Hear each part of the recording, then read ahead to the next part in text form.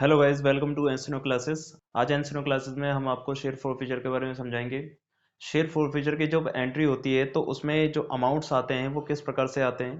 ठीक है, तो आज की क्लास में हम शेयर फॉरफीचर के बारे में समझने की कोशिश करते हैं। देखिए, शेयर फॉरफीचर का मतलब क्या होता है। फॉरफीचर का मतलब होता है सीज करना, जब्त करना। ठीक है, जब्त करने का मतलब क्या होता है कि जब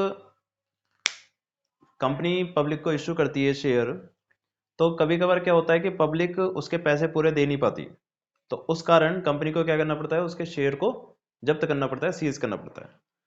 तो उसमें हमारे पास एंट्रीज क्या होती हैं, मैं डायरेक्टली आपको बताऊंगा कि फॉरफीचर की एंट्री क्या हो रही है। ठीक है, तो शेयर फॉरफीचर की एंट्री में सबसे पहले जो एंट्री आती है वो आती है शेयर कैपिटल डेबिट।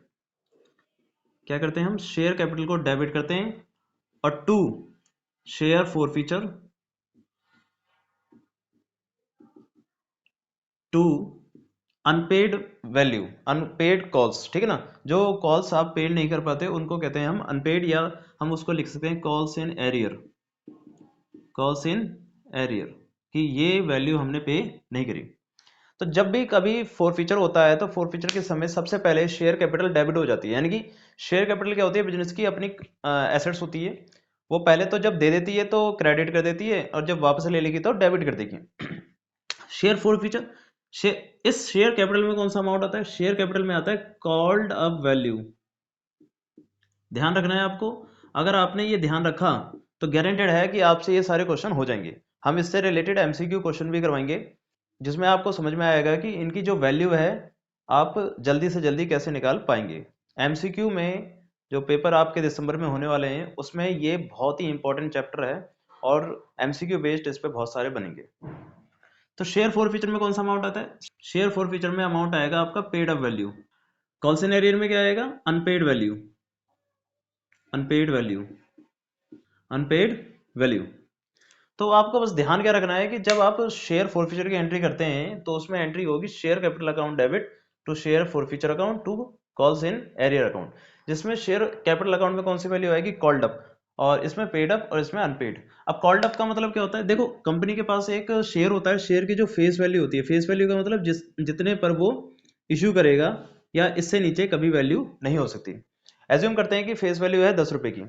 अब वो एप्लीकेशन पे पैसे मंगाता है, वो अलॉटमेंट पे पैसे मंगाता है, वो फर्स्ट कॉल पे पैसे मंगाता है, वो फाइनल या सेकंड कॉल पे पैसे मंगाता है। एज्यूम करिए कि एप्लीकेशन पे उसने 3 रुपये मंगाए, अलॉटमेंट पे उसने 2 रुपये मंगाए, फर्स्ट कॉल पे उसने 3 रुपये मंगाए, फिर इस पे 2 रुपये मंगाए। एक चीज ध्यान रखना है, एप्लीकेशन कभी भी 25% से नीचे नहीं हो सकती। ठीक है, एज्यूम करिए कि इस तरीके से उसने पैसे मंगाए। अब मान के चलिए कि उसने कॉल कर दी एप्लीकेशन की। एप्लीकेशन की कॉल करने की जरूरत नहीं होती, वैसे एप्लीकेशन पब्लिक ही देती है। तो 3 रुपए की एप्लीकेशन मिल गई, उसने अलॉटमेंट की कॉल कर दी। ठीक है, ये वाली कॉल कर दी, अब ये कॉल नहीं करी, तो इसमें कॉल्ड अप वैल्यू कितनी होगी आपके पास, कॉल्ड अप वैल्यू होगी 5 रुपए, क्योंकि एप्लीकेशन की कॉल हो चुकी है और अलॉटमेंट की कॉल हो चुकी है। ठीक है, अब एज्यूम करिए कि उसने ना अलॉटमेंट का पैसा नहीं दिया, तो अलॉटमेंट का पैसा नहीं दिया तो कॉल्ड अप वैल्यू तो कितनी है आपके पास, तो कॉल्ड अप वैल्यू है आपके पास 5 रुपए। पेड अप कितनी है, पेड आपने कर दिए हैं सिर्फ 3 रुपए। अनपेड कितनी है, अनपेड है आपके पास 2 रुपए। तो बस इतनी चीजें चाहिए और आपकी फोर फीचर की एंट्री समाप्त हो जाएगी। यानी कि यहाँ कॉल्ड अप वैल्यू में कितने रुपए आएंगे, कॉल्ड अप वैल्यू में आएंगे 5 रुपए। इधर कितने रुपए आएंगे फोर फीचर में, वो आएंगे 3 रुपए। इधर कितने आएंगे आपके, 2 रुपए आएंगे, सिंपल। ठीक है, फोर फीचर हम क्रेडिट इसलिए करते हैं क्योंकि ये हमारी क्या हो जाती है, इनकम हो जाती है। एक तरीके से ये समझ के चलिए ना, ये वो वाला अमाउंट है जो कि आपने पेड कर दिया है। अब पेड कर दिया है, मान के चलो किसी बंदे ने 3 रुपए पे कर दिए, अब कंपनी उसको 3 रुपए वापस थोड़ी दे रही है, वो 3 रुपए अपने पास रख ले रही है।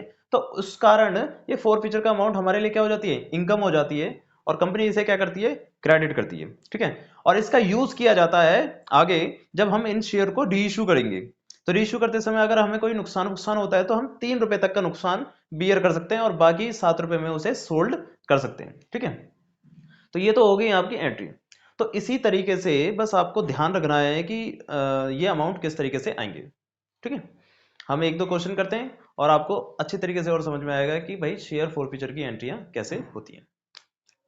ठीक है, क्वेश्चन नंबर 1 करते हैं हम। पहला क्वेश्चन कह रहा है आपसे कि following amount were payable on issue of share by company: 3 rupees on application, 3 rupees on allotment, 2 rupees on first call and 2 rupees on final call. तो एप्लीकेशन पे कितना दे दिया उसने? एप्लीकेशन पे दे दिया 3 रुपए, अलॉटमेंट पे कितना दे दिया 3 रुपए, फर्स्ट कॉल पे कितना दे दिया 2 रुपए, फाइनल कॉल पे कितना दे दिया 2 रुपए। ठीक है, इस तरीके से दे दिया पैसे। अब कह रहा है कि x holding 500 share paid only application and allotment. X एक बंदा है जिसके पास कितने शेयर थे 500, उसने सिर्फ और सिर्फ क्या दे दी 500 शेयर थे, उसने एप्लीकेशन का अमाउंट दे दिया। ठीक है, एप्लीकेशन दे दी, उसने अलॉटमेंट दे दी। अब कह रहा है कि whereas Y holding 400 share, Y के पास 400 शेयर थे, उसने क्या कर दिया did not pay final call, इसने फाइनल कॉल नहीं दी, F2 वाली नहीं दी। यानी कि सीधी सीधी बात है कि एप्लीकेशन दे दी है, अलॉटमेंट दे दी है, फर्स्ट कॉल दे दी है, यानी कि ये तीनों अमाउंट इसने दे दिए हैं, बट इसने फर्स्ट कॉल और फाइनल कॉल नहीं दी। तो इसका मतलब ये दोनों कॉल का पैसा इसने नहीं दिया। तो जितने पैसे इसने दिए हैं इसके तो वो वाले जब्त हो जाएंगे, और इसने भी जितने दिए हैं वो वाले जब्त हो जाएंगे। अब क्वेश्चन कह रहा है कि amount of calls in arrear, calls in arrear का अमाउंट बताना है। तो सिंपल बात है, कॉल्स इन एरियर क्या हो जाएगा, कॉल्स इन एरियर वो अमाउंट होगा जो कि आपने पे नहीं करा। हमें यहाँ पर एंट्री करके दिखानी नहीं है, एक एक नंबर का क्वेश्चन है, तो हमें बस बताना है कि कॉल्स इन एरियर का अमाउंट कितना होगा। तो सिंपल बात है कि यहाँ पर फर्स्ट कॉल कितने रुपए की थी 2 रुपए की, फाइनल कॉल कितने की थी 2 रुपए की, तो इस बंदे के तो कितने रुपए रह गए 4 रुपए, तो 4 को मल्टीप्लाई कर देंगे 500 से, तो कितना आ जाएगा आपके पास 2000 रुपए। ठीक है, इस बंदे की कितनी रह गई है फाइनल कॉल, फाइनल कॉल कितने रुपए की थी 2 रुपए की, 2 को 400 से मल्टीप्लाई कर देंगे तो कितने रुपए हो गए 800 रुपए। तो टोटल इस कंपनी के लिए कितने रुपए कॉल्स इन एरियर है, तो कॉल्स इन एरियर हमारे पास हो जाएगा 2800 रुपए। ठीक है, सिंपल। ठीक है, तो ध्यान क्या रखना है कि बस आपको यहां पर एक एक नंबर के क्वेश्चन करने हैं, तो एक एक नंबर के क्वेश्चन 1 मिनट के अंदर भी होने चाहिए। ठीक है, अगला क्वेश्चन देखते हैं।